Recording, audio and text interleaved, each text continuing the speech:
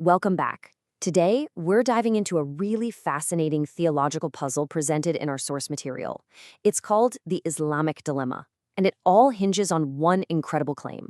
What happens when the Quran seems to confirm the very scriptures it's supposed to contradict? Let's get into it. Okay, so let's start with the big question that sits at the very heart of this entire analysis.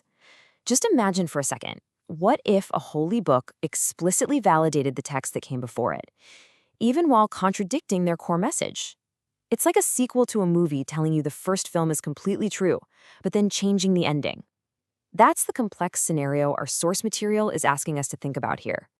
Now, according to the source we're examining, the key to this whole dilemma isn't some obscure historical fact or a lost text. Nope, it's right there, in plain sight, within a specific verse of the Quran itself. And here it is. This is the verse at the center of the entire argument from Quran chapter 3. It says that the book was sent down confirming what was before it, meaning the Torah and the Gospel. But here's where it gets really interesting.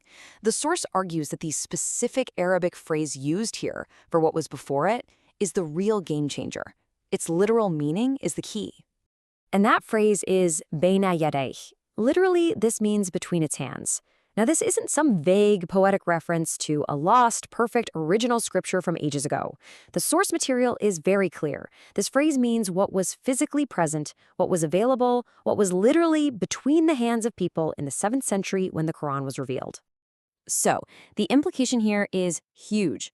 If the Quran is confirming the actual texts that people were reading at that time, it creates what our source calls an inescapable trilemma, basically a logical puzzle with 3 options, and all of them lead to a major problem.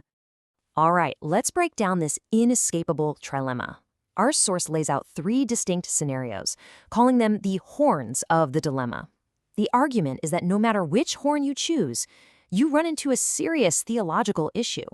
Okay, first up, horn number 1. Let's just say we take the Quran at its word here. What if the Torah and Gospel that were circulating around in the 7th century were in fact completely reliable and uncorrupted?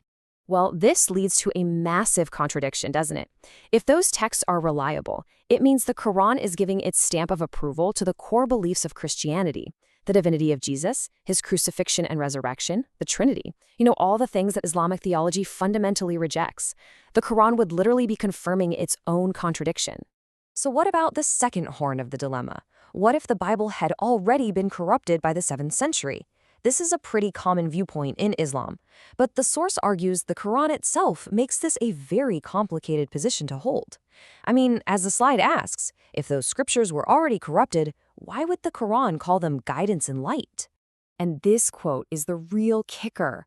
Why would the Quran tell Muhammad, if you are in doubt, ask those who read the scriptures before you? Think about that. It's directing you to a supposedly corrupted, unreliable source to find confirmation and truth. It just doesn't add up. All right, that leaves one last possibility. The third and final horn of the trilemma. Maybe the texts were perfectly fine in Muhammad's day, but they got corrupted after the 7th century. But this one crashes right into a core Islamic doctrine, that Allah's word is divinely protected and it cannot be changed. I mean, if God's previous revelations could be so easily altered by humans, what kind of guarantee is there that the Quran itself is safe? It basically pulls the rug out from under the whole idea of divine preservation. So we've walked through the logical puzzle, right? But the source material doesn't just stop at logic. It actually turns to hard physical evidence, to historical artifacts, to see if any of these theories hold up. So let's look at what the manuscripts tell us. This timeline is absolutely crucial to the argument. We have Old Testament texts like the Dead Sea Scrolls from before Jesus was even born, and they are basically identical to what we have today. And our earliest New Testament manuscripts, they go way back to the 2nd century. What this shows is that the biblical texts were incredibly stable for centuries, hundreds of years, before Islam even appeared on the scene. Now, all this manuscript evidence also creates a huge problem for a common counter-argument. You've probably heard it before. It's the idea of a lost gospel, that there was a true, original gospel, but it's just vanished from history. Well, the source we're looking at points out 2 giant problems with this theory.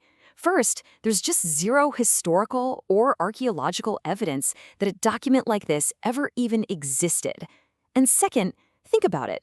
If Allah's true gospel could be completely lost, then it directly contradicts the Quran's own promise that God always preserves his word. Okay, so let's pull all these threads together. We've looked at the language in the Quran, we've worked through the logical trilemma, and we've checked the historical manuscript evidence. Let's see how our source material puts it all together in a final comparison. This table really sums up the whole argument pretty neatly. On one side, you have Christianity, which accepts the Hebrew scriptures as preserved, a view supported by the manuscript's evidence. On the other side, the source argues Islam must claim those scriptures are corrupted wherever they disagree with the Quran, a position that seems to be contradicted both by the manuscripts and the Quran's own internal logic. And so it all comes back to this one central, unresolved tension.